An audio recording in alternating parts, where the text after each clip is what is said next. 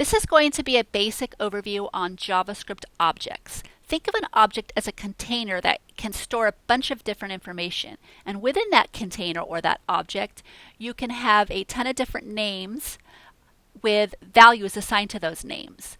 So here you'll see that I am creating an object named club, and within that club object I have a ton of different names: club name, student count, class length, teacher name. These are all the names within my object, and each of those names have a value. So my club name has a value of CodeDigs, student count has a value of 20, class length has a value of 40 minutes, and teacher name has a value of Misty. So these are name value pairs. Name value, and so on. Each name value is separated by a comma. And then your object has a starting curly bracket and an ending curly bracket and ends with a semicolon.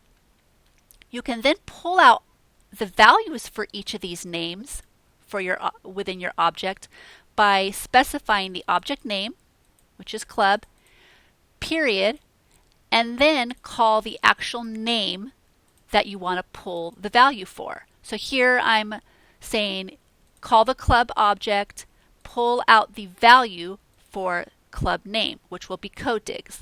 Let's demonstrate that. Let's refresh our screen here and then click test object, and you'll see here it's pulling out CodeDigs. If I want to pull out student count,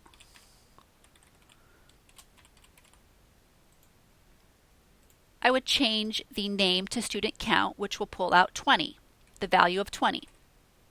Let's refresh that. If I want to pull out the class length, I can do that too. Okay, let's demo how we can actually pull out all of the object values, name values. So I'm just going to write out club and then name, and let's see how this pulls out all of the values. Okay, well, let's display this data or use this object in maybe a little more friendly way. Let's write out a message that within that message pulls out the different object values to display a full message. Okay, so you see here I am combining strings to make a complete sentence, which is CodeDigs has 20. CodeDigs is pulling out this value, has 20 students, and then is 40 minutes, which is coming from this, long, and is taught by Misty, which is this.